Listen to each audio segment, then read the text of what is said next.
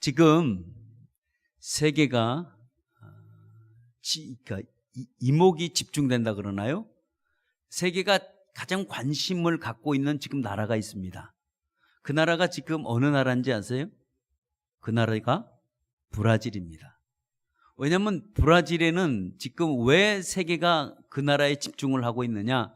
그것은 바로 월드컵이라는 축구 경기를 4년마다 열리는 그 축구 경기를 하기 때문에 온 세계가 그 관심이 지대하게 많이 있습니다.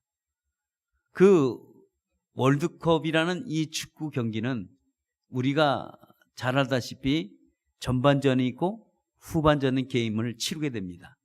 전반전과 전후반전을 게임을 치르면서 그 사이에 뭐가 있냐면 하프타임이라고 있습니다. 이 하프타임은 선수들과 코칭 스태프와 감독이 필요한 절대 시간이기도 하고 가장 유익한 시간이기도 합니다.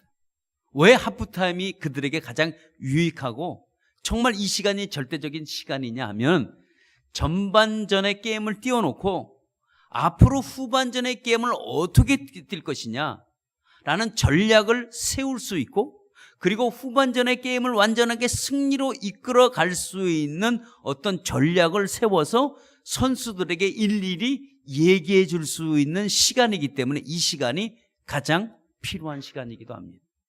선수들도 전반전을 열심히 뛰었으니까 잠시 휴식 시간이 필요한 것도 하프타임이라고 합니다. 그러니까 이 시간은 선수와 그리고 코칭 스태프들과 그리고 감독에게는 가장 유익한 이 시간이기도 합니다. 그러면 이 하프타임이 이 축구 경기만 있는 것이 아니라 우리의 인생 가운데도 하프타임이 있다는 거예요. 우리의 인생 가운데서도 하프타임이 어떻게 있느냐? 우리는 인생 가운데 어느 순간 우리는 열심히 뛰다 보니까 어느 순간 한순간 쉬는 시간이 우리에게는 있습니다. 어떤 사람에게는 그 인생의 하프타임을 정년 퇴직을 해서 정말 어떻게 할지 모르는 그런 시간이기도 하고, 어떤 사람에게는 사업을 실패해서 땅바닥에 앉아 계신 그 시간이기도 하고, 어떤 사람은 육신의 질병으로 누워있는 시간이기도 하고, 하여튼 우리가 알지 못하는, 예기치 못하는 많은 사건들로 통해서 우리가 잠시 생활 가운데서 내려놓는 시간이 우리의 인생의 하프타임이라는 거예요. 그러면 오늘도 우리가 이 하프타임이라는 이 시간을 우리가 잘 유익한 시간으로, 정말 이 시간이 나의 인생의 후반전을 뛸 수 있는 시간에 어떤 전략적인 어떤 계획을 세우지 못한다면 이 하프타임이 우리에게는 무용지물 같은 그런 시간으로 흘러갈 수밖에 없습니다. 그래서 지금 이것이 지금 나의 하프타임인가? 라고 생각하신다면 이 하프타임을 여러분 정말 요긴하게 사용하시기를 바랍니다. 왜냐하면 내 인생에 다시 지금은 재정비해야 할 시간이기도 합니다. 그런 시간이 우리에게는 필요해요. 구체적으로 나의 인생의 계획을 다시 한번 세울 수 있는 시간이요, 정말 내가 어떤 인생의 방향이 지금까지는 이렇게 뛰어왔지만 나의 인생의 방향을 완전히 지금은 바꿔서 내가 이렇게 한번 뛰어봐야 되겠다 할 수 있는 그 시간, 그 생각할 수 있는 시간이 우리의 인생의 하프타임이기도 합니다. 그래서 그렇다면 왜 우리가 이렇게 세워야 되느냐? 우리가 바로 인생의 후반은 우리는 승리할 수 있는 목표로 세워 나가야 하기 때문에 우리의 인생의 하프타임이 정말 필요합니다. 길이 없는 사막에서 길을 잃어버리면 정말 우리에게 필요한 게 뭘까요? 물일까요? 아닙니다. 물도 필요하겠지만 정말 우리에게 필요한 것은 나침판입니다.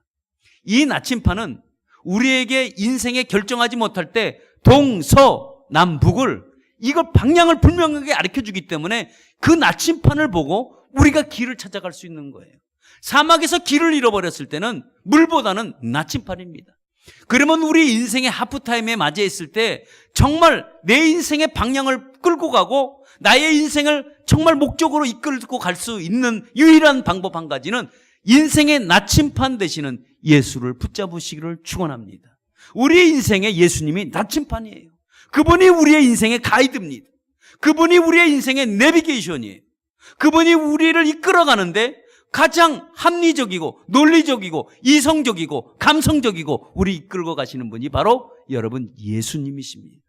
이번 한 주간도 우리가 예수님을 나침반으로 삼고 우리의 인생의 목적을 지금 인생에 어떻게 잠시 손을 내려놓고 계신 하프타임을 계신 분이 있다면 여러분 이 시간에 다시 한번 예수를 붙잡고 인생의 후반전은 멋지게 승리해 나가는 하나의 기점이 되기를 예수의 이름으로 축원합니다. 예. 어떤 그 초췌한 얼굴로 그냥 병원에 나타난 한 남자가 있었습니다. 근데 그 남자는 공초가입니다. 그러니까 이 공초가는 어떤 공초가냐? 엄청난 공초가예요. 그래서 여러분 공초가만 기억하시면 됩니다. 근데 이 공초가가 너무 힘들어서 의사를 만나러 왔습니다. 그래서 의사에게 얘기했습니다.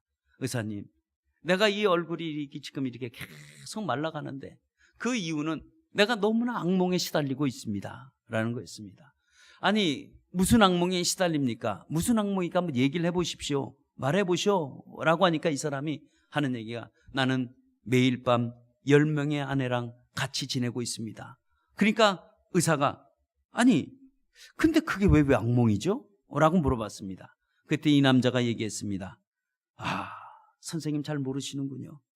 매일 밤을 매일같이 빨래를 10명의 아내와 10명의 아내의 밥을 해주고 반찬을 만들고 해주려고 해보세요. 얼마나 이게 고통인지 아세요? 어떤 사람은 짜다, 어떤 사람은 싱겁다, 어떤 사람은 손빨래로 해달라, 어떤 사람은 빨래기로 해달라. 가진각생의 10명을 모시고 살아보십시오. 이게 얼마나 큰 악몽인가 라고 했습니다. 우리가 많이 가졌다고 유익한 것이 아니에요. 그렇다고 우리가 적게 가졌다고 그것도 모자른 것도 아닙니다. 우리에게는 가장 꼭 필요한 것만 있으면 우리는 된다는 사실입니다. 우리에게 그 많은 것도, 우리에게 그 많이 적은 것도, 우리에게 가장 필요한 것, 정말 우리에게 유익된 것 한 가지만 가지고 산다면 우리의 인생은 오늘보다 내일이, 내일보다 모레가 나을 줄 믿습니다. 오늘 성경은 어떤 얘기냐면 지금 우리가 6절에서 12절까지 우리가 읽었지만 이 내용을 한마디로 줄인다고 한다면 아버지가 아들에게 지금 부탁을 하고 있는데 그 부탁이 엄청난 충격적인 부탁을 하고 있습니다. 그러니까 충격적인 발언을 했다고 할까요? 말이 안 되는 소리를 지금 하고 있습니다.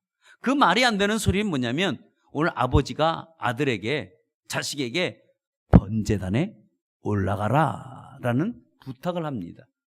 세상에 어찌 이런 일이 있을까 할 뻔한 일에 나오는 이런 생활 속에서 오늘 아버지가 정말 자식에게 말이 안 되는 부탁을 지금 하고 있습니다. 오늘 아버지가 이 아들을 데리고 지금 어디를 가자고 그래서 지금 가고 있었습니다. 근데 자꾸 아버지가 산에만 올라가는 거예요. 계속해서. 그래서 산에를 올라가는데 아들이 생각해 볼 때, 이삭 아들이 볼 때 아버지에는 칼도 있고 불도 있고 그리고 자기가 아들이 짊어질 지금 여기 보니까 번제할 나무 땔감을 어깨에다 미고 올라가고 있는데 아니 짐승이 없는 거예요. 어린 양이 없어요. 그러니까 산 위에 올라가서 하나님 앞에 제사를 드린다고 하는데 불, 칼, 이 땔감도 다 있는데 짐승이 없는 거예요. 그래서 아들이 물어봤습니다. 아버지, 그러면 지금 우리가 볼 때 칼도 있고 불도 있고 땔감도 있는데 아니 짐승은 어디에 있나요? 라고 물어보니까 아버지가 답을 간단하게 얘기했습니다. 야, 저 산에 올라가면 하나님이 그 짐승도 다 만들어 놓았을 거야. 잔소리 말고 올라가자. 그리고 올라가기 시작했습니다. 그래서 아들이 그 말을 듣고 이제 쭉 산에 올라갔는데 갑자기 충격적인 일이 일어났습니다. 아버지가 번제단을 나무를 다 이렇게 탁탁탁탁 다 쌓아놓고 이제 다 준비를 해놓고 아버지가 아들에게 야, 네가 올라가라. 네가 짐승이다. 한마디로 말하면 그렇게 얘기를 하고 있습니다. 아니, 그러니까 이 번제단에 올라간다는 것은 아버지가 지금 본인을, 자식을 죽이겠다는 그런 얘기이기도 합니다. 그러면 아버지가 아들에게 부탁할 것이 있고 부탁하지 않아야 될 것이 있는데 아니 무슨 자식이 짐승입니까? 자식을 오늘도 죽이겠다고 번제단에 올라가라고 얘기를 하고 있습니다. 지금 이삭의 나이는 약 17세에서 20대 후반 정도 되는 나이기도 합니다. 그러면 그 나이라고 한다면 가장 좋은 나이 아니에요? 가장 좋은 그 나이에 멀쩡하게 지금 죽어야 된다는 이 현실 앞에서 오늘도 아버지는 그냥 자식을 죽인다고 하지만 아들은 뭐냐 이거죠, 아들은. 그래서 오늘 아버지가 짐승 잡을 때와 똑같이 그렇게 재단을 다 만들어 놔는 거예요. 이런 어처구니 없는 사건이 오늘 일어나고 말았습니다. 아버지가 자식을 사랑하면, 아니 번제단에 올라가라고 한다면 어느 자식들이 다 아버지를 믿고 살아가겠어요? 올라갈 것이 있고 못 올라갈 것이 있는데 오늘 아버지의 행동은 보니까 완전히 아버지가 미친 것 같아요. 왜 아버지? 왜 내가 올라가야 됩니까? 라고 물어보니까 아버지가 기가 막힌 말은 하나님이 너를 번제물로 삼았다는 거예요. 그러면 하나님이 왜 나를 번제물로 삼으셨을까? 그것도 진짜 이해하지 못하겠고 하나님도 이해할 수 없는 일이지만 더 얄미운 것은 뭐냐면 그 말을 믿고 자식을 죽이려고 하는 아버지가 더 미운 거예요. 예? 이런 상황 속에서 우리들은 어떤 결정을 내릴까? 만약에 오늘도 우리가 이런 현실 가운데 우리에게 똑같은 일이 주어진다면 우리는 번제단에 올라갈 사람이 몇이나 될까요? 글쎄, 저 같으면은 올라가지 못할 것 같아요. 예. 죽인다는데 어떻게 올라가겠어요? 못 올라갈 것 같아요. 여러분들은 어떤 결정을 이 순간에 여러분 내릴 수가 있습니까? 근데 성경은 어떤 결정을 내리냐면 우리가 이해할 수 없는, 또 우리가 정말 행할 수 없는 그런 일들을 오늘도 구체적으로 소개하는 이유는 오늘도 이삭이 어떤 결정을 내렸는지, 오늘도 왜 번제단을 그가 올라갔는지를 오늘도 우리에게 구체적으로 소개해 주고 있습니다. 오늘도 이 아버지의 이 말에 이 이삭은 번제단에 올라갔습니다. 이 번제단에 안 올라가고 얼마든지 거부할 수도 있고 저항할 수도 있고 도망칠 수도 있는데 오늘도 이 이삭이라는 이 아들은 번제단에 올라가 버리고 말았습니다. 어떻게 보면 죽느냐 사느냐 얼마든지 선택할 수 있는 이 기로에 서서 이 아들 이삭은 번제단에 올라갔습니다. 그러면 번제단에 올라갔다는 것은 죽겠다고 올라간 거랑 똑같은 건데 신앙이 좋아서 올라갔느냐? 그건 아니었습니다. 그러면 배짱이 좋았느냐? 배짱도 없었습니다. 이삭의 삶을 보면 그렇게 배짱 있는 남자가 아니었었습니다. 그러면 오늘 용기 백배에서 이렇게 담대하게 올라갈 수 있었던 이유는 뭐냐? 도대체 그 한 가지 이유는 아버지의 말을 믿었다는 거예요. 아버지의 말을 뭘 믿었다는 건가? 오늘도 아들에게 번제단에 올라가라고 했을 때에 그냥 올라가라고 한 것이 아니라 아버지는 이런 얘기를 했습니다. 아들아, 내가 너를 100세에 낳은 아들이고 내가 너희를 가장 소중한 내 아들인데 내가 죽일 수 있는 그 한 가지 이유는 내가 설상 너를 죽인다고 할지라도 너는 살아난다라는 얘기입니다. 이거를 아버지 아브라함은 이걸 믿고 있었어요. 분명히 내 자식을 100세에 얻은 아들을 죽인다고 할지라도 하나님은 이 아들을 살릴 수 있다는 이 믿음의 확신이 있었기에 그것을 가지고 아들에게 얘기했습니다. 아들아, 너는 번제단에 올라가서 너는 죽는다고 했지만 너는 절대 죽지 않을 것이다. 너는 하나님이 다시 살려줄 것이다 라는 말을 했을 때 이 아들 이삭이 믿고 싶지 않았지만 이 말이 믿어지는 거예요. 이 아들 이삭도 이걸 믿고 싶지 않았습니다. 그리고 뿌리치고 도망갈 수도 있는데 도망가지도 않고 그가 올라갈 수 있었던 것은 자꾸 그 말이 자기 가슴 속에 남아있었고 자꾸 믿어지는 거예요. 그래, 내가 올라가도 안 죽겠지라고 생각하고 그가 올라갈 수 있었습니다. 얼마든지 그는 뿌리치고 아버지를 밀치고 도망갈 수도 있지만 그가 아버지를 밀치고 도망가지 않았던 그 한 가지 이유는 자꾸 그 말이 믿어지는 거예요. 아버지의 말이 믿어지는 거예요. 그래, 설상 내가 번제단으로 와도 나를 안 죽이겠지라는 이런 생각이 자꾸 들기에 그가 번제단에 여러분 올라갈 수 있었던 것입니다. 이 순종하고 싶은 이 마음은 과연 누가 준 마음인가? 이거는 바로 하나님이 주신, 이삭에게 주신 마음입니다. 하나님이 우리에게 마음을 주면 무엇이든지 우리가 할 수 있다는 사실이에요. 그렇다면 순종은 정말 억지로 하는 것으로 아닙니다. 순종은 억지로 되는 게 아니에요. 순종은 누가 시켜서 되는 것도 여러분 아닙니다. 오늘도 이삭이 번제단에 올라가는 때에 이 모습을 바라봤을 때 누가 가장 기뻐했겠습니까? 이삭이 번제단에 그래요 아버지 내가 순종할게요 그러고 올라갔을 때 가장 기뻐하는 분이 있다면 그분이 바로 여러분 하나님이요. 그분이 바로 아브라함 아버지가 가장 여러분 기뻐했을 것입니다. 그리고 하나님은 순종하는 이 시간들 무엇인가 우리에게 어떤 정말 귀한 일들을 우리에게 맡겼을 때 그 일을 그래요 내가 이 일을 해보겠습니다 하고 순종하는 사람에게 하나님이 얼마나 기뻐하시고 하나님이 얼마나 즐거워하시는지 여러분 모릅니다. 하나님은 왜냐면 그 일을 맡겨놓고 그 일을 순종하고 나갈 때 얼마나 하나님이 가슴을 뛰고 좋아하는지 몰라요. 왜냐하면 하나님이 그 시간을 가장 기다리는 시간이기도 합니다. 숨저리고 정말 너희들이 순종하는지 안 하는지 하나님이 지켜보는 그 순간에 내가 순종으로 나간다고 할 때 하나님이 얼마나 기뻐하시는지 모릅니다. 오늘도 아브라함이 정말 순종하고 번제단에 올라갔더니 하나님이 황급하게 부르기 시작했습니다. 아브라함아 아브라함아 하지 마라 라는 거예요. 됐다 하지 마라. 그러면서 하시는 얘기가 뭐라고 말씀하십니까? 내가 안다라고 얘기합니다. 하나님이 안다면 무엇을 안다는 얘기일까요? 하나님이 안다는 모습은 너희들의 모습, 너희들의 행동, 너희들의 생각을 아신다는 겁니다. 내가 너희들에게 무엇을 줬을 때 너희들이 순종할 수 없는 너희들이 그래도 순종하겠다고 나오는 너희들의 모습과 너희들의 그 행동과 너희들의 그 마음을 하나님이 이미 알고 계신다는 얘기입니다. 그러면 하나님이 이미 알고 계신다고 했을 때 우리가 하나님이 우리를 알아주기만 하면 내가 하나님을 알기만 하면 그때부터 우리의 인생은 끝나는 거예요. 우리의 인생은 그다음부터 삶이 정말 문이 막혔던 문들이 열리기 여러분 시작합니다.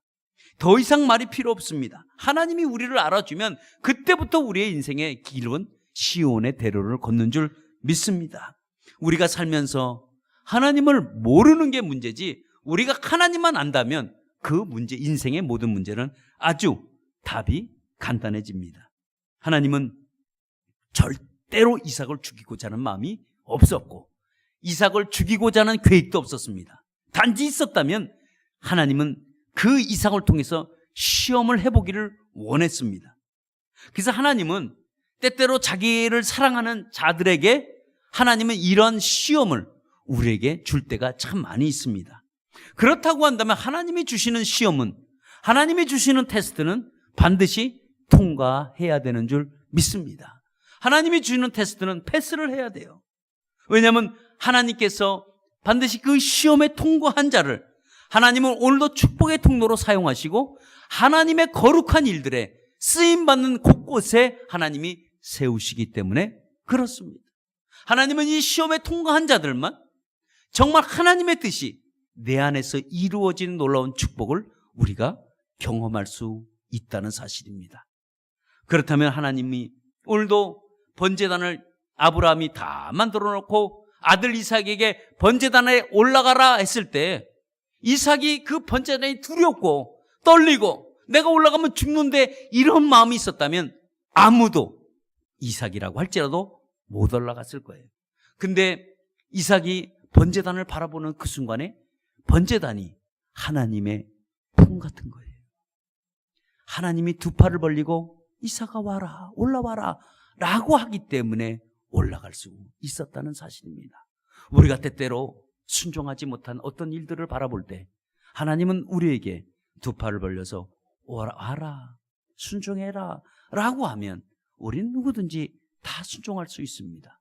그래서 이삭이 오늘도 그 번제단이 하나님 품 같아서 올라갔던 것이고 그가 올라가서 앉아있을 때 아버지가 시퍼런 칼을 들고 내려치려고 할 때 이삭은 그 칼을 볼 때 그게 칼이 아니라 하나님의 손으로 보았습니다. 하나님의 인자하신 손, 하나님의 국률하신 손, 하나님의 국률과 인자와 자비한 손길로 보았기에 그는 칼을 보면서도 두려워하지 않았습니다. 왜냐하면 하나님의 그 허락이 없이는 아무것도 어느 누구도 건들 수가 없다는 사실입니다. 한마디 그 참새 한 마리도 땅에 떨어지는 것도 하나님의 명령이 없으면 떨어지지 않는다고 소개하듯이 하나님의 백성들은 하나님이 지키고 하나님이 보호해 주는 줄 믿습니다. 예수님도 마찬가지입니다. 예수님도 그 십자가라는 번제단에 올라간 것입니다. 그 올라가서 자기 자신을 예수님이 다 드린 거예요. 아버지가 올라가라고 하니까 하나님의 그 요구에 그는 묵묵히 십자가에서 희생의 제물을 우리에게 내어준 것입니다. 얼마든지 예수님도 저항할 수도 있고 반항할 수도 있고 얼마든지 피할 수도 있었지만 십자가에 예수님이 올라가셨어요. 왜냐하면 올라가야 모든 백성들을 다 살리기 때문에 그렇습니다. 하나님의 백성을 살릴 수 있는 유일한 길은 예수 그리스도가 십자가에 달리지 않고는 모든 백성을 구원에 이룰 수 없기 때문에 그 올라가서 묵묵히 아무 반항 없이 저항도 없이 그리고 십자가에 달리신 것과 같습니다.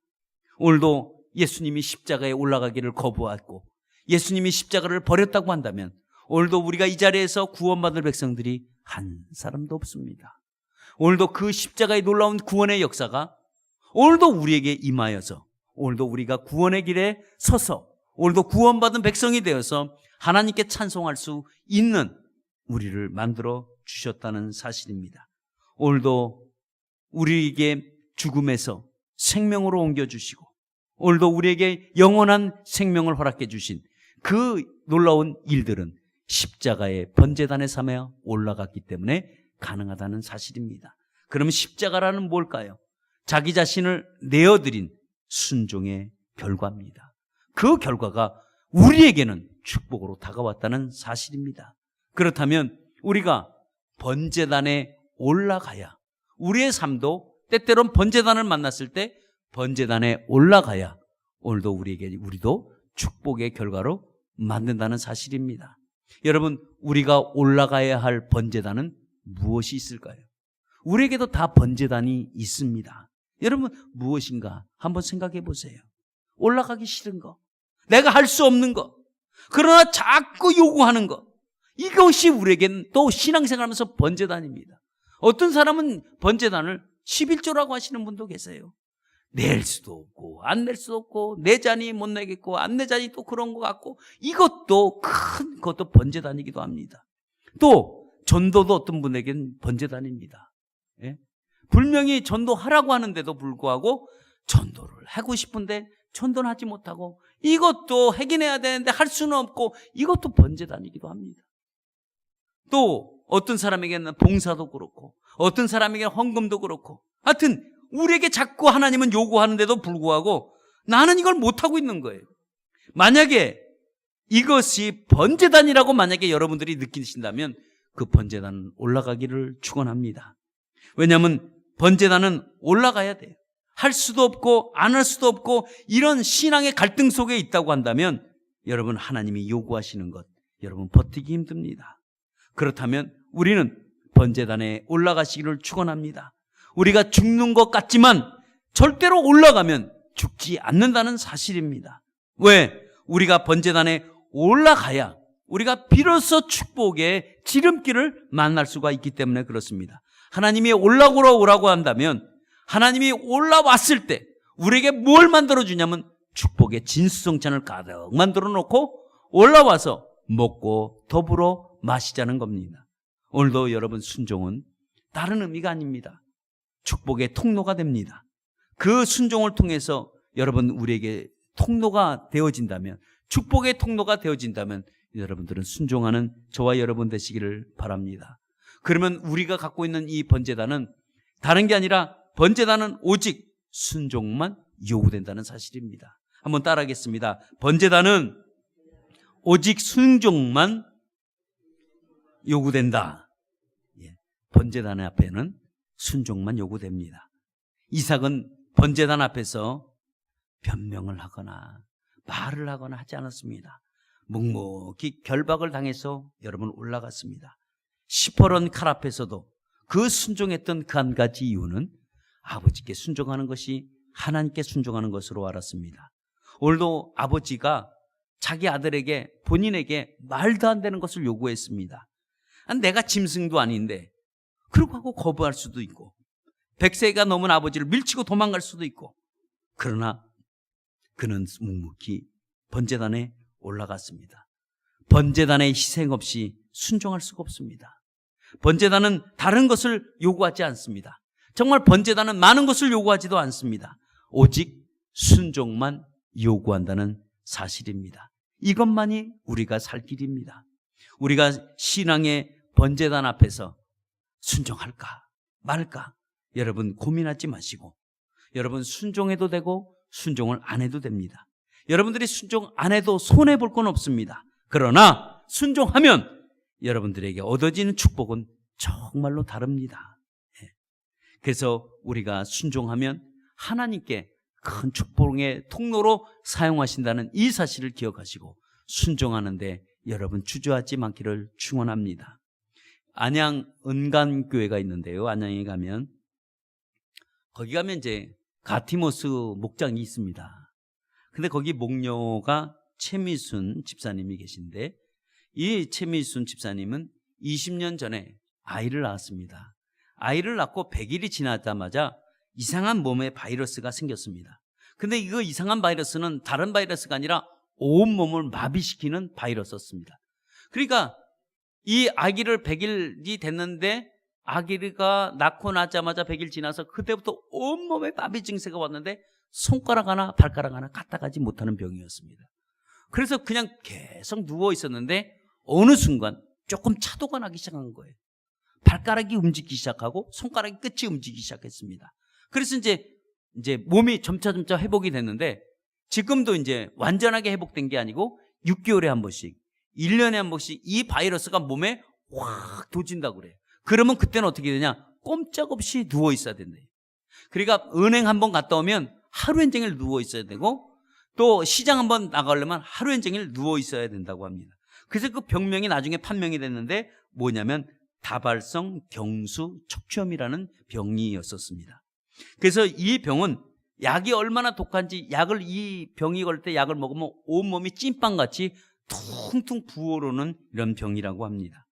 그런데 이렇게 몸이 아파서 누워있는데 갑자기 남편이 막 여보 그러고 막 신나서 들어오더래요.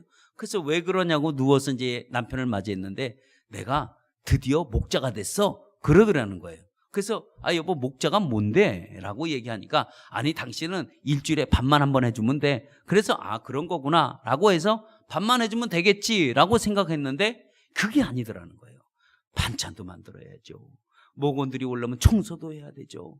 또 밥을 만들어야죠. 그리고 이걸 하려면 신경 써야죠.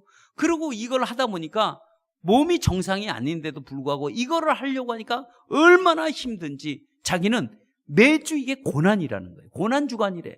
그래서 막 이 금요일 아침만 되면 가슴이 두근두근 거린다는 거예요. 이거를 하기 싫어서. 그래서 어쩔 수 없는 사랑 없는 밥상도 자기가 만들고 나눔을 하지만 그 나눔이 감동도 없고 거짓 웃음만 짓고 있는 자기 모습을 보면서도 한심하다는 생각이 들더래요. 그래서 남편에게 목장이 끝나면 매주 싸웠다는 거야. 부부싸움을. 왜 이걸 하느냐? 하지 말자. 그 남편은 해야 된다. 하지 말자. 계속 싸웠다는 거예요. 그러니까 매주 부부싸움을 그냥 끝나자마자 싸움을 했다는 거예요. 근데 이 최미순 이 목녀가 고백하기는 매주 자기는 번제단에 올라가야 된다는 거예요. 이게 너무 끔찍하고 싫다는 거예요. 보니까 남편은 그만두지 않으려고 끝까지 하려고 하는 것 같고 그렇다면 누가 바꿔야 되겠느냐? 내가 이럴 게 아니라 내가 더 이상 이렇게 힘들게 고집할 게 아니라 내가 한번 순종해보자 라고 순종을 했다는 거예요. 순종을 하고 나니까 그래서 순종을 하고 마음을 딱 먹으니까 어떻게 되느냐? 이제 평신도 세미나를 가라는 거예요. 세미나를 가는 그 순간에 자기가 들어갔던 그 목장 그 집이 자기와 비슷한 그 목녀가 겪었던 그 집으로 어떻게 들어갔대요. 그래서 거기에 들어가서 자기가 완전히 힐링이 됐고 그 세미나 하는 도중에 갑자기 목원들이 보고 싶어졌다는 거예요. 목원들이. 그래서 자기가 얼마나 사랑 없는 밥상을 만들었고 얼마나 나눔이 자기 거짓된 나눔을 안 하는지 거기서 자기가 회개하고 자기가 깨닫고 나서 내가 이제 올라갈 번제단이라면 내가 아무 말 없이 순종하고 번제단을 올라가야지 라고 하면서 올라갔다는 거예요. 그러면서 그 다음부터 자기의 삶이 기쁨으로 바뀌기 시작하는데, 이제는 그 몸이 아픈 것이 아니라 몸이 아플 정도로 일을 해도 쾌차게 됐다는 거예요. 그 목녀의 간증을 지금 이 시간에 다 소개하지는 못합니다. 그러나 자기의 삶이 분명하게 이 번제단에 올라가지 않을 때 힘들었지만 올라가고 난 이후에 자기 삶이 바뀌었고, 그리고 지금도 가정 목장하는 게 이 세상에서 가장 자기가 즐겁다고 고백하려고 합니다. 그 고백이 뭐냐면, 내가 순종하지 못할 때는 얼마나 나의 이 목장 모임이 힘들었는데 순종하고 난 다음부터는 얼마나 이 목장 모임이 정말 좋은 것인지, 지금은 그 하나님의 사랑이, 예수님의 사랑이 무엇인지 체험하고 경험했다고 얘기합니다. 오늘도 이삭은 보세요. 그도 번제단 앞에서 죽는 줄만 알았습니다.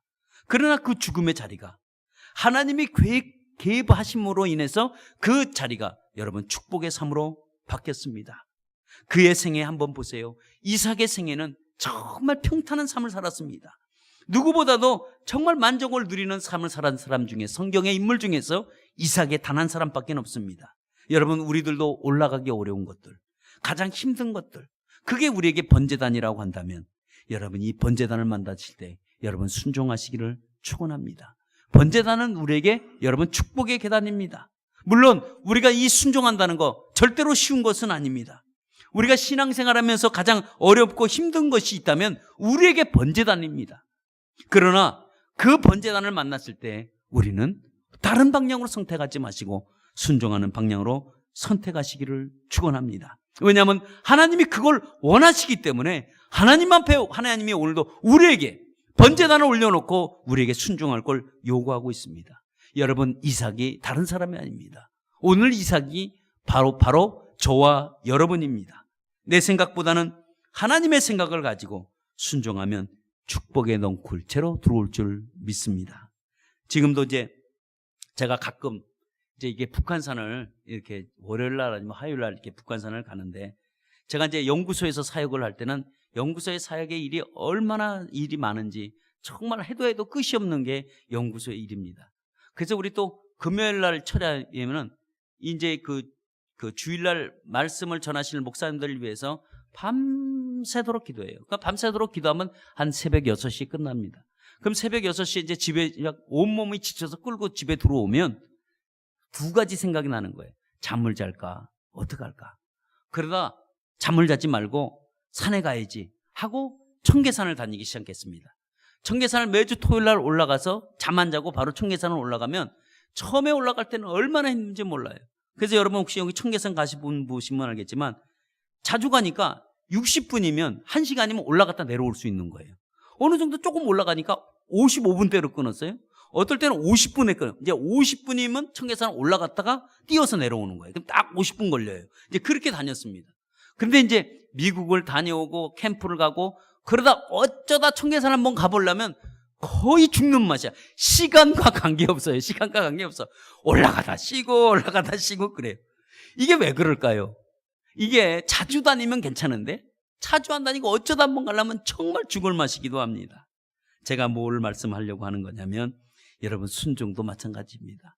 순종도 우리가 자꾸 해보려고 할 때 순종이 쉬워지는데 순종을 안 하다가 한번 하려면 얼마나 힘든지 몰라요. 예? 이거는 뭐 시간과 관계가 없습니다. 얼마나 힘든지 몰라요. 여러분, 우리가 순종할 때는 어렵고 힘이 듭니다. 그러나 자꾸 해보면 할 수 있구나. 여러분, 이런 순종을 이렇게 자꾸 해보는 사람이 순종이 쉬워지는 줄 믿습니다. 우리 말씀 마치도록 하겠습니다. 우리가 신앙생활은 어찌 보면 갈등의 연속이기도 합니다.